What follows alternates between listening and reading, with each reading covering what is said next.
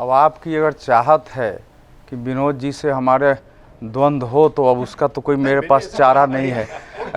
रात को सुनिए रात कह दिया मैंने, सुनते ही बौखला गई दुनिया। मैं विनोद जी को कहूँगा कि अब हम लोगों की उम्र हो गई, थोड़ा अमर्ष कम करें। मतलब अगर कोल्हू का बैल कोई आँख है तो वो दूसरे पर भी लागू होता है। वो सब पर।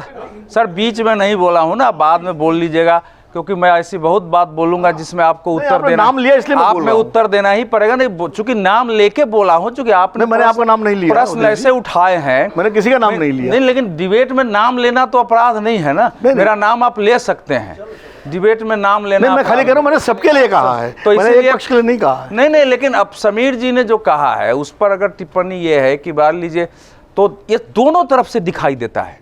मतलब सवाल ये है कि अब घटनाओं को देखने का दृष्टिकोण हमारा क्या होता है। मूल बात ये होती है, माने मैं तो पूछ रहा हूं, आपके अमर उजाला के जो इसके व्यूअर हैं इतने विवेकशील हैं, मैं कहता हूं इस पर प्रतिक्रिया दें कि बांग्लादेश में जब दिखाई दे रहा था कि अमेरिका पोषित और पाकिस्तान पोषित जिहादी एलिमेंट जिनके सामने इस्लाम और मजहब के अलावा कोई लक्ष्य नहीं है, और वो शेख हसीना की सत्ता उखाड़ रहे थे, उस समय इमाम बुखारी से लेके भारत के मुस्लिम संगठन, विपक्षी पार्टियां, यहाँ के एनजीओ, मीडिया के बड़े पुरोधा, उनका क्या ये स्टैंड था?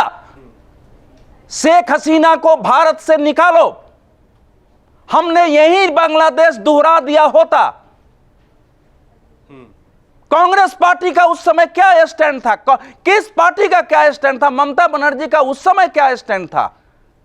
जरा वो याद करिए कि कैसा इस देश के जिम्मेवार लोगों ने स्टैंड लिया था। और यह भी मीडिया में आया कि जो कुछ भी वह हिंदुओं के बारे में कहा, हम लोग टीवी पर बैठते थे, 2 आदमी बैठता था, केवल झूठ भारत में फैलाया जा रहा है, और सरकार की सह पे, सरकार की हैसियत है हम लोगों से कुछ बुलवा देने की। तो दोनों पक्ष क्या, हम इमाम बुखारी ने, मैं पूछता हूं, इमाम बुखारी तो छोड़ दीजिए, मैं कह रहा हूं इस देश के किसी मुस्लिम संगठन ने अगर ये 10 दिन पहले, 15 दिन पहले का कोई एक विरोध प्रदर्शन, क्या पत्थरबाजी हुई वहां उतर के कि भाई क्यों हो रहा है?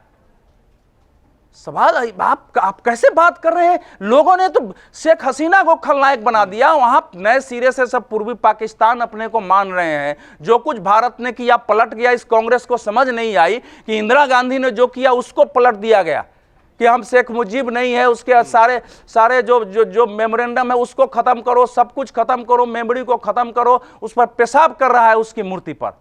मैं पूछ तो रहा हूं कि भारत के जो आज चाहे जमाते उलमा हिंद हो, जमाते इस्लामी हो, जितने संगठन ये खड़े हो रहे हैं, पॉलिटिकल पार्टियां हो, किसी का कोई एक बयान दिखा दीजिए। अब जाके ममता जी की नींद खुल रही है, तो बात साफ है कि अब तो सामने दिखाई दे रहा है कि अब सच तो यही है। अब वहां से अभी एक सायन घोष नामक लड़का कोलकाता से लौट के आया है, सभी अखबारों में खबर छपी है। वो बाहर निकला, उससे पूछा कहाँ के हो तुम? भारत के हो। कौन जाति हो? हिंदू है। मारना शुरू कर दिया। उसने कहा कि मेरा हाथ मुंह फटा हुआ है। उसने FIR दर्ज किया है वहां। तो अब जो स्थिति है इस समय, उसको उस रूप में देखेंगे। और अल्पसंख्यक क्या है भाई? दुनिया में कितने देशों की संख्या 23 और 24 करोड़ है कि आप किसी को अल्पसंख्यक मानते हैं? मुसलमानों का एक बड़ा वर्ग इसमें। देखिए, जैसे हिंदुओं में गरीबी है, उनमें भी गरीबी है, सबको विकास करने का अवसर मिलना चाहिए। लेकिन मैं मुसलमान हूं, इसलिए विशिष्ट हूं, और इसीलिए हमको कुछ विशिष्टता हासिल है कि हम कुछ भी बोले और वोट के लिए हमारी बात सुनी जाए। अब वो तो कह रहे हैं कि बख बख की जमीन पर बनी हुई है, जरा संसद बनी हुई है, फलाने बनी हुई है, चिलाना बना, आप क्या करेंगे उसको? क्या मान लेंगे आप? मैंने कंधार से लेके कटक और कामरूप से लेके काठमांडू तक सब बफ की जमीन हो गई, और फिर गजबाए हिंद हो गया, खत्म मामला। तो आप उसको उस रूप में उसका समर्थन चल रहा है। अब जो देखिए, मैं ये मानता हूं कि भारत में हिंदू मुसलमान एक जटिल समस्या है। जो लोग त्वरित रूप में किसी कोर्ट में कोई ले जा रहे हैं, वो इसका समाधान नहीं हो सकता, वो समस्या बढ़ाने वाला है, क्योंकि फैक्ट है वो। जामा मस्जिद पर इतिहास मैंने पढ़ा है, मैं फैक्ट बता सकता हूं। जिस बाबर की बात हो रही है, बाबर ने अपने को क्या कहा है तुजू के बाबरी में? मैं तो गाजी हूं, और अपने सेनाओं को कहता था एकदम बिल्कुल। अब पढ़िए उसका, मैं तो कह रहा हूं बाबर का ओरिजिनल अनुवाद पढ़िए, तुजू के बाबरी और बाबरनामा के। उसने क्या लिखा है कि वो अल्लाह अकबर का नारा ही नहीं लगाता, बोलता तुम जिहाद करने आए हो, इस समय तुम एक मुजाहिद हो, और जब सैनिकों कितना गर्दन काटते हो उसके आधार पर नापो। लेकिन सवाल यह है कि इस समय हिंदू मुसलमानों को देश में साथ रहना है, लेकिन सच को छिपाएंगे तो नहीं होगा। जो सच्चाई है वो है। 1100 से लेकर के और 1300 ईस्वी के बीच जितनी संख्या टूटी हैं अभी उस पर सारा हो रहा है। तो इसलिए वो जो कुछ भी आ रहा है ना न्यायालय में वो सच है, उसमें कहीं कोई डाउट मुझे नहीं है। लेकिन आप ये बताइए ना कि इतने बड़े बड़े पत्थर बिना तैयारी के आगे कोई आलोचना करने के लिए तैयार नहीं। आप जा रहे हैं तो क्या पूछेंगे तुमने पत्थर क्यों चलाया, तुमने गोली क्यों चलाई? 6 आदमी आ गए थे, मस्जिद कमेटी के लोग हैं, इतने लोग बाहर कहाँ से तैयारी होकर के आ गए और आप गोली चलाएंगे, मारेंगे और आप में से कोई मर जाएगा और दुखद स्थिति है तो उसके लिए फिर आप दोषी हो? क्या था? आप कोर्ट का मामला कोर्ट में लड़ो, प्रदर्शन भी करना है तो शांतिपूर्ण धरना देके प्रदर्शन करो। जो इस देश में हो रहा है, सिर तन से जुदा की बातें हो रही है, इसकी आलोचना नहीं होनी चाहिए? क्या कोई एक नेता कर रहा है? इस समय जो चैलेंजेज है भारत के सामने वो एक व्यापक इंटरनेशनल इस्लामी फंडामेंटलिज्म है, जिसके साथ दुर्भाग्य से इस दुनिया के बड़े बड़े पूंजीपति, उद्योगपति, कुछ कंट्री की पॉलिटिकल पार्टियां सब खड़ी है, जो दुनिया को अस्थिर करने में लगी हुई है। उनको खुद समझ नहीं है, बांग्लादेश अमेरिका के हाथ से निकल गया। उस चैलेंजेज पर भारत को कोई सोचने के लिए नहीं है।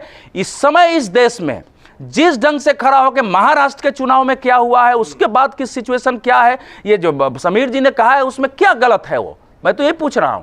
एक पक्षीय नहीं है वो। एक पक्षीय तब होता जब ये लोग शुरू में बांग्लादेश के साथ खड़े होते। सरकार का फेलियर है, उस पर बहस होनी चाहिए, उस पर मुझे कुछ नहीं कहना है, पता होना चाहिए हमारे देश को कि वहाँ क्या हो रहा है। इसलिए सीरियस इशू है, इसको पॉलिटिकल पार्टियों की दृष्टि से देखना वो उचित नहीं है। मैं 3 बातें कह के खत्म करूंगा थोड़ा।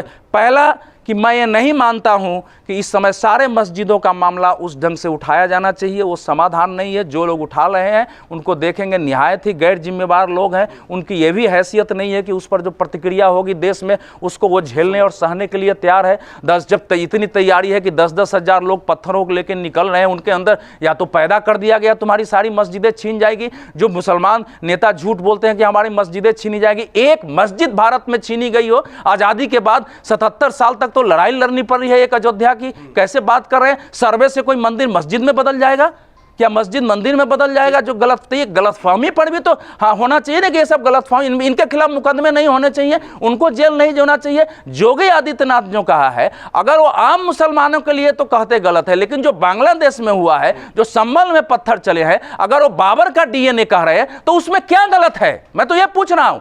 आम मुसलमानों के बारे में बोलेंगे तो मैं उनके विरुद्ध खड़ा हूंगा। ये बाबर का ही डीएनए है, नहीं तो इट के खड़ा होकर पत्थर नहीं चलेंगे, सिर तन से जुदा के नारे देश में नहीं लगेंगे। बांग्लादेश में जो हिंदुओं के साथ हो रहा है, वहां सिखों के साथ हो रहा है, ईसाइयों के साथ हो रहा है, और गैर मतलब इस्लामी फंडामेंटलिज्म के विरोध करने वाले मुसलमानों के साथ हो रहा है, उसके विरोध में इस देश का एक मुसलमान संगठन खड़ा नहीं है। तो ये बांग्लादेश ये बाबर का डीएनए नहीं है तो किस चीज का डीएनए है? अगर आप ये वीडियो YouTube पर देख रहे हैं तो हमारे चैनल को सब्सक्राइब कर बेल आइकन दबाएं, और Facebook पर देख रहे हैं तो हमारे पेज को लाइक करें। 8 मिलियन प्लस सब्सक्राइबर, आपके इस भरोसे के लिए बहुत धन्यवाद।